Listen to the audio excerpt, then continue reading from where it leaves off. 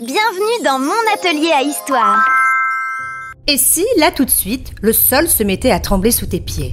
Est-ce que tu saurais quoi faire? Ouh là là, moi je me sauverais en courant. Mais attends, pourquoi ça tremble en fait? Mais avant d'en savoir plus, abonne-toi. Ici, j'aide les enfants à comprendre le monde chaque mercredi et vendredi à 17 h. Alors Capucine, dis-moi, est-ce que tu as déjà vécu un tremblement de terre? Oui, un jour mon bureau vibrait tout seul à l'école. Mais en fait, c'était juste un camion. Oui, effectivement, ce n'était pas un tremblement de terre. Alors aujourd'hui, on va découvrir ce que c'est et comment la terre se met vraiment à trembler. Il faut savoir que la terre est vivante sous nos pieds. Elle a 3 couches. La croûte, le manteau et le noyau. Comme une pêche, la peau, c'est la croûte, la pulpe, le manteau et le noyau, le cœur brûlant. Burk! Donc sous mes pieds, c'est tout chaud et ça bouge? Exactement. Ces mouvements font glisser les plaques tectoniques. Et est-ce que tu crois que toutes les plaques bougent à la même vitesse, Capucine? Non, je parie qu'il y en a qui vont vite et d'autres super lentement. Bravo! Certaines avancent à peine de quelques centimètres par an. Les plaques se frottent, s'écartent ou se rentrent dedans. Quand elles se bloquent, l'énergie s'accumule et un jour, tout se libère d'un coup.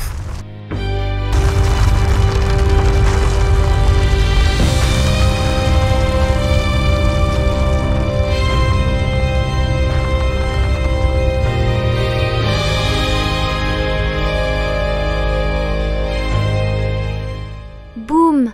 Tout tremble. Oui, et pour mesurer ça, on utilise un sismographe qui trace des zigzags sur du papier. On dirait un dessin de montagne. Oui, c'est un peu ça. Dis-moi Capucine, est-ce que d'après toi, on peut prévoir le jour exact d'un séisme? Non, même les scientifiques ne peuvent pas savoir exactement quand ça arrive. Exactement.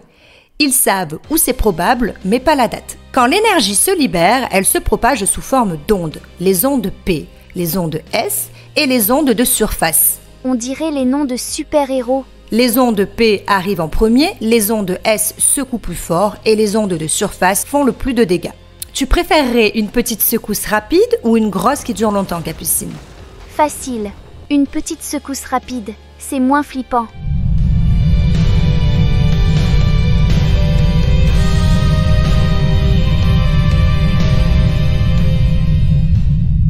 Imagine que tu sois dans ta maison, Capucine. Les verres vibrent, les cadres bougent, le sol danse.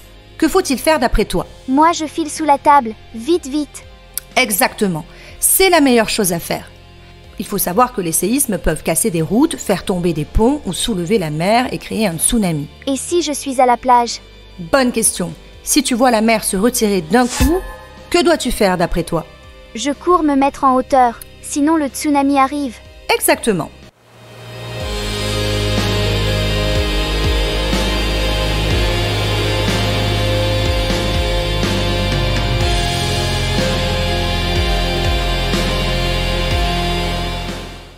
Certains animaux pressentent les séismes. Chiens qui aboient, poules qui s'agitent, serpents qui sortent. Trop fort. Les animaux sont de vrais détectives. Dans l'Antiquité, les Grecs croyaient que c'était la colère des dieux. Aujourd'hui, on sait que c'est la Terre qui relâche son énergie. Le plus grand tremblement de terre a eu à Lisbonne en 1755 et à San Francisco en 1906, puis le Japon en 2011, Naples et Haïti en 2010. Chaque catastrophe a appris aux humains à mieux se préparer. C'est triste. Aujourd'hui, les scientifiques utilisent des capteurs partout dans le monde pour surveiller les mouvements de la Terre. On appelle ça des réseaux sismiques. Grâce à eux, on peut donner l'alerte quelques secondes avant une grosse secousse. Quelques secondes, mais ça peut sauver plein de vies. Tout à fait. Et certaines constructions modernes sont équipées d'amortisseurs géants, comme des coussins pour absorber les vibrations. Trop malin. Après un séisme, il y a aussi la solidarité. Les voisins s'entraident, les pompiers et les secouristes viennent sauver des gens coincés. Dans certains pays, on fait même des exercices à l'école pour être prêt. Ça rassure. Si tout le monde aide, on a moins peur.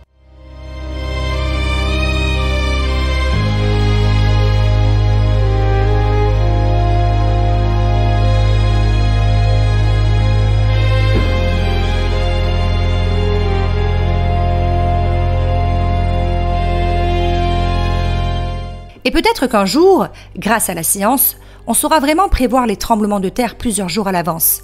C'est un des grands rêves des chercheurs. Ouah, ce serait magique. Alors Capucine, qu'as-tu retenu aujourd'hui? Que la Terre bouge comme un puzzle géant, que les plaques se bloquent et se débloquent, et que si ça arrive, je dois vite me mettre à l'abri. Bravo, je suis fière de toi. Si tu as aimé cette vidéo, n'hésite pas à liker et à laisser un commentaire et puis surtout abonne-toi. Rendez-vous mercredi et vendredi à 17 h pour la prochaine aventure. Si tu veux découvrir toute une playlist sur la science, je t'invite à cliquer sur la playlist à l'écran. Et si tu veux découvrir notre dernière vidéo, n'hésite pas, elle apparaît aussi à l'écran. N'oublie pas de dire à tes parents qu'ils peuvent nous retrouver sur Facebook, Instagram et TikTok à Mon Atelier à Histoire. Ils y trouveront des conseils et toute l'actualité de la chaîne.